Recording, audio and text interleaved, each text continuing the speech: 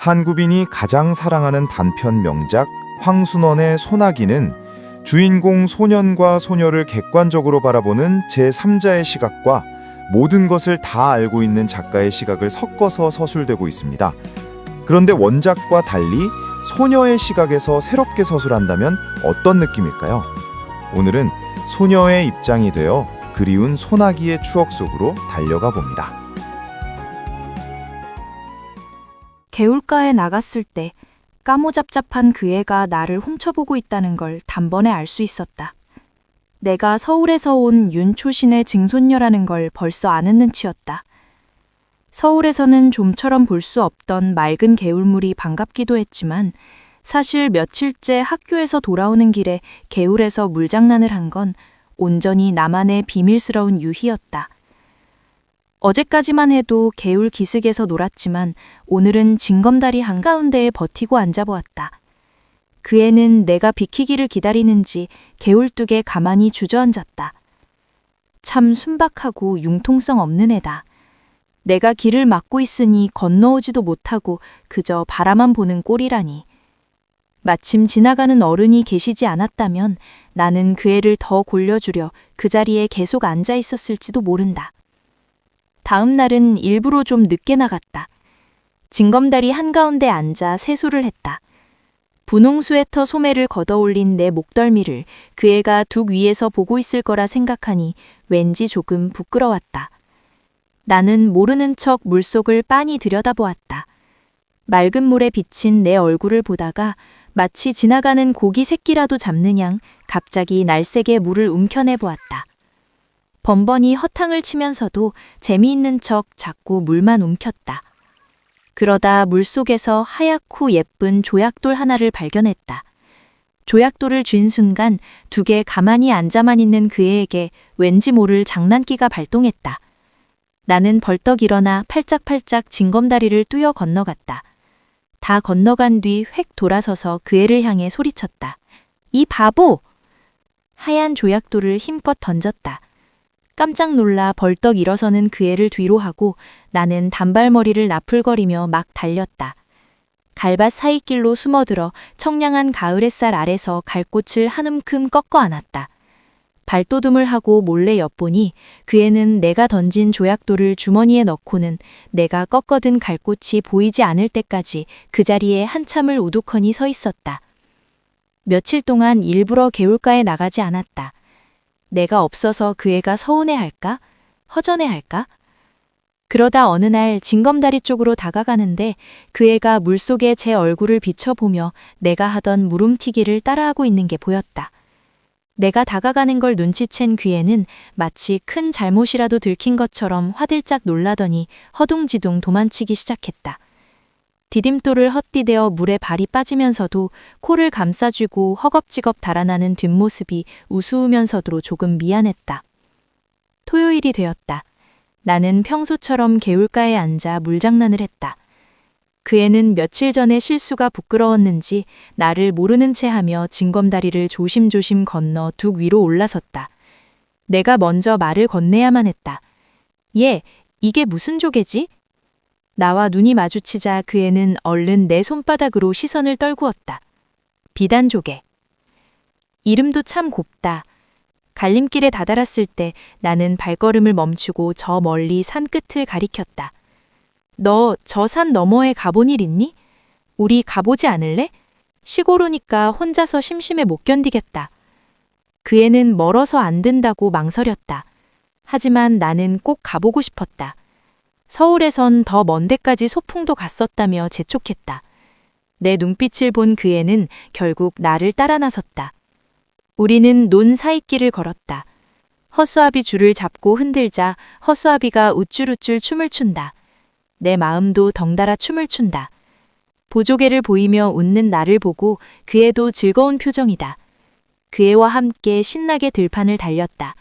메뚜기가 따금따금 얼굴에 와 부딪혔다.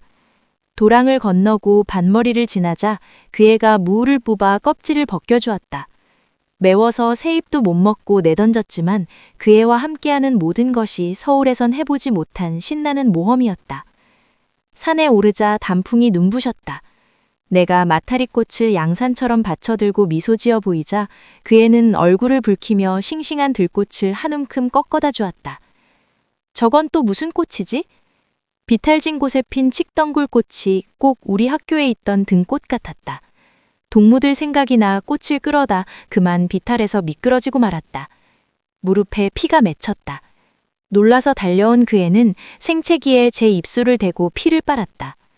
흠칫 놀랐지만 걱정스런 그의 표정을 보고 내버려 두었다. 어디론가 헐레벌떡 뛰어가더니 송진을 부해와서 발라주었다. 그리고는 이빨로 칡 덩굴 줄기를 끊어 꽃을 하나를 안겨주었다. 누렁송아지 등에 훌쩍 올라타 으스대는 그 애를 보며 속으로는 조금 멋있다고 생각했다. 그런데 나룻이 긴 농부가 오더니 어린 송아지를 탔다고 꾸지람을 할 듯이 하다가 나를 한번 훑어보더니 그저 송아지 고삐를 풀어내면서 어서들 집으로 가거라, 소나기가 올라. 그때 먹장구름이 몰려오고 굵은 빗방울이 떨어지기 시작했다. 우리는 기둥이 기운 언두막에 들어 비를 그었다. 차가운 빗방울에 목덜미가 서늘해지고 입술이 파랗게 질려 어깨가 떨렸다. 그 애는 잠자코 제 무념 겹저고리를 벗어 내 어깨를 감싸주었다. 원두막마저 비가 새기 시작하자 그 애는 밖으로 뛰어나가 수숫단 속을 비집어 내가 비를 피할 작은 공간을 만들어 주었다. 정작 자신은 쏟아지는 비를 고스란히 맞으며 쭈그려 앉아 있었다. 그의 어깨에서 하얀 김이 피어올랐다. 고맙고 미안했다. 나는 조그맣게 속삭였다. 이리 들어와 앉아. 괜찮아. 들어와. 그 애는 괜찮다고 했지만 계속 비를 맞게 그냥 둘 수는 없었다. 다시 재촉하자 그 애가 마지못해 뒷걸음질쳐 들어왔다. 그 바람에 들고 있던 꽃묶음이 망가졌지만 아무 상관없었다. 비에 젖은 그의 몸에서 나는 냄새도 싫지가 않았다. 이상하게도 그의 따뜻한 체온이 전해지자 바들바들 떨리던 내 몸이 사르르 누그러지는 기분이었다. 비가 그치고 하늘이 맑아졌지만 산을 내려오니 도랑물이 무섭게 불어나 붉은 흙탕물이 되어 있었다. 뛰어 건널 수 없어 망설이는 내 앞에 그 애가 먼저 등을 돌려댔다. 나는 순순히 그 넓지 않은 등에 엎였다.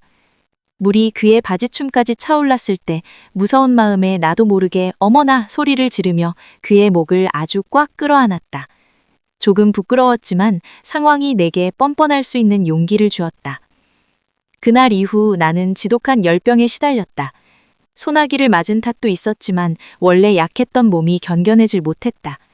집에만 누워있자니 무척 갑갑하고 그 애가 보고 싶기도 하여 억지로 몸을 일으켜 개울가로 나갔다. 나를 보고 가슴이 두근거리는 그의 표정이 보였다. 그날 어디서 이런 물이 들었는지 잘 지지 않는다. 일부러 무심한 듯 말했다. 분홍 스웨터 앞자락에 든 검붉은 얼룩을 내려다보니 가만히 웃음이 나왔다. 네, 생각해내었다. 그날 도랑을 건너면서 내가 엎인 일이 있지? 그때 네 등에서 옮긴 물이다. 마치 방금 생각난 듯이 말했더니 그 애는 부끄러운 듯 얼굴이 빨개졌다. 그걸 보며 이 얼룩이 영영 지워지지 않았으면 좋겠다고 생각했다. 아침에 딴 대추 한 줌을 그의 두 손에 쥐어주었다. 우리 증조 할아버지가 심으신 아주 달고 굵은 대추였다. 그리고 어른들의 사정으로 집을 내주고 양평읍으로 이사가게 되었다는 소식을 전했다. 왜 그런지 난 이사가는 게 싫어졌다. 어른들의 일이니 어쩔 수 없지만 이 개울가와 징검다리 그리고 이 바보 같은 소년과 헤어지는 것이 너무나 슬펐다. 집으로 돌아온 후 내 병은 더 깊어졌다. 아버지가 약을 구해오셨지만 아무 소용이 없었다. 어른들의 수근거리는 소리가 귓가에 아득하게 들려온다. 집이 남의 손에 넘어갔다는 이야기, 그리고 내 병이 낫기 틀렸다는 체념 섞인 한숨 소리. 점점 의식이 흐려진다. 숨을 쉬기가 버겁다. 하지만 눈을 감으면 쪽빛으로 갠 가을 하늘과 비에 젖은 내 어깨를 감싸주던 그의 따뜻한 체온과 내 분홍 스웨터에 물든 검붉은 흙자국이 선명하게 떠오른다. 나는 마지막 힘을 쥐어짜 내 곁에서 울고 계신 어머니를 향해 힘겹게 입을 열었다. 엄마, 나 죽거든 다른 옷 말고 내가 잘 입던 분홍 스웨터 꼭 그걸 입혀서 묻어줘. 자, 주인공 소녀의 입장에서 다시 들어본 단편소설 소나기 어떠셨나요? 소년을 향한 소녀의 속마음과 어린 나이에 병마로 쓰러져간 소녀의 쓸쓸하고 슬픈 심정이 더 잘 느껴지시던가요? 여러분의 의견을 댓글로 남겨주세요. 오늘 내용이 유익하셨다면 구독과 좋아요 눌러주시고요. 끝까지 시청해주셔서 고맙습니다.